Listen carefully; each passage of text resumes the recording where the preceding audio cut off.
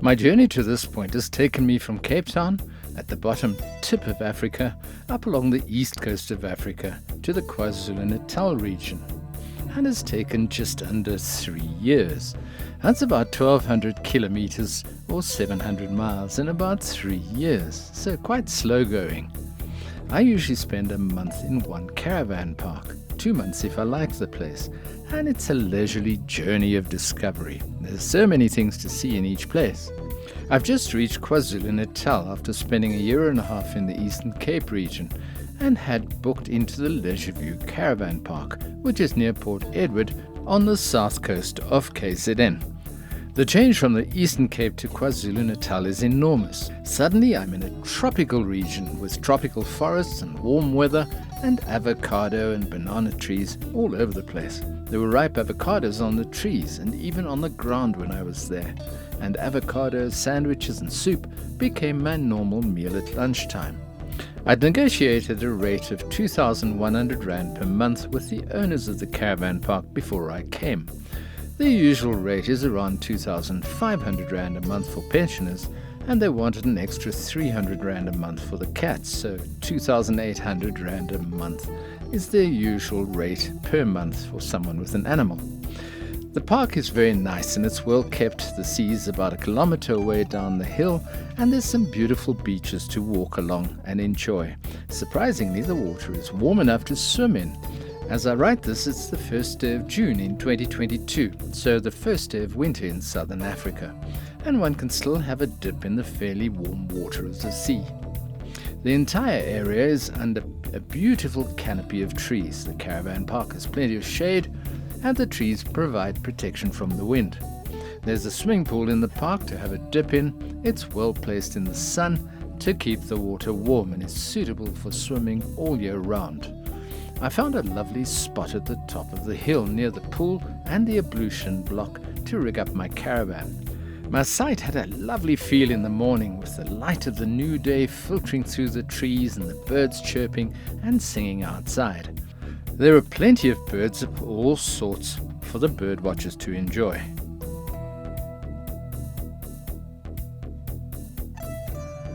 The park is large, able to accommodate over 80 caravans, and the sites are grassed. The park stretches down to the bottom of the hill and then goes up the hill on the other side. Unfortunately, there were only 4 or 5 caravanners in the park when I was there. People don't seem to afford to be able to go caravanning on weekends anymore. There are 2 ablution blocks in the park, one at the top and the other in the center. Toilet paper and air fresheners are supplied, and that's a nice touch by the owners. The top ablution block is very old and smells like Jay's fluid all the time. This building needs a good renovation. The ablution block in the center of the park is in much better condition and has very nice facilities. The gas in the older block at the top didn't work properly when I was there. When you were in the middle of a shower, you'd suddenly get cold water, fully soaped of course. And there was no hot water in the scullery, which made cleaning the pots and pans a tricky experience. There are 5 or 6 washing machines in the laundry room, but campers are not allowed to use them. A laundry washing service is offered at 120 Rand per load for a wash, air dry and fold. I had 1 load done and was not impressed with the results. The clothing came back semi-dry and creased. I was expecting much more for the price, which is expensive in caravan park terms. Water is available from taps at each site and is drinkable straight from the tap. Electricity points are well positioned, quite near to each site. Water supply in this area is a major problem. Water supply would just stop for a day or 2 or 3 or 4 even. No warning, the water would just stop flowing from the tap. So I rigged up my little 100-litre fold-up water tank and connected it to the caravan with a little 12-volt water pump, and generally was able to have water in my caravan when I needed it.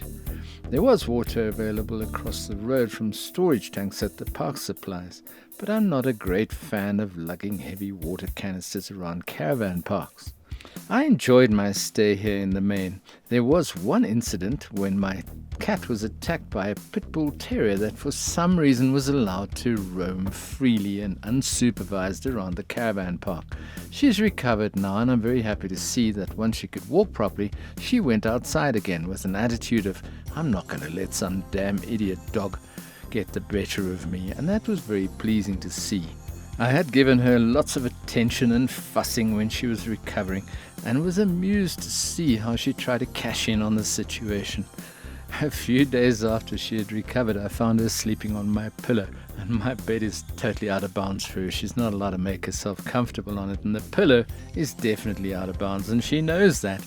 When I saw her on the pillow, she looked at me uncertainly, but still trying her luck, and quickly moved off when I barked at her.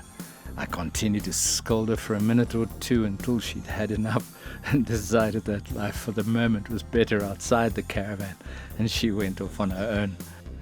The dog attack was very quick and is worth relating, as a lot of caravanners take their pets with them. This pit bull had passed by our caravan many times, and the cat had become accustomed to it. One day it walked past and then suddenly shot in behind the cat, pinned her down, and had its jaws around her neck in a flash, and I was horrified. It happened right in front of me. I thought Abby was about to die. I shouted and tried to pull the dog away, and Abby managed to get away in the commotion. Anyway, she survived with just a few bites around her hindquarters and hid in the corner of the caravan for a few days, and then looked around for a few more days, but she improved quickly and she's back to normal now. Fortunately, I'm not seeing any mental scars. She's quite tough mentally and is happy to go off discovering new places still.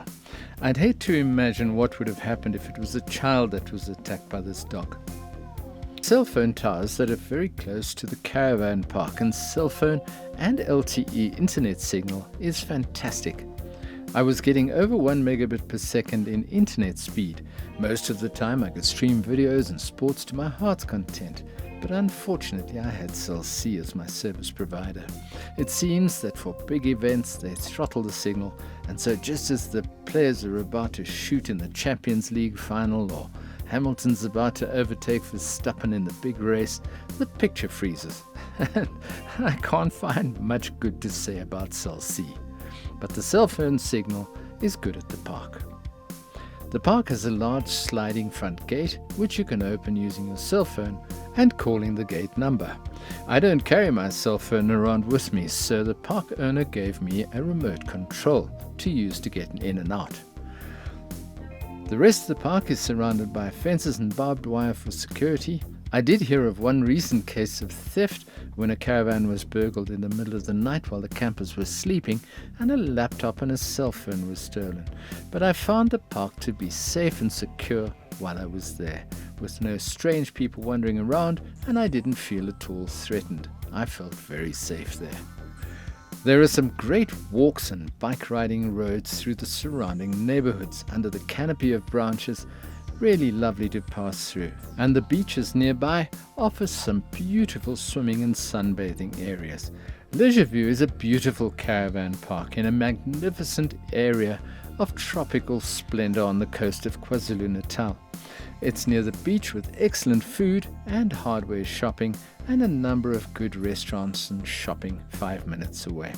I would have stayed at the park for another month if my cat hadn't been attacked, but after that I was ready to leave, and so I did.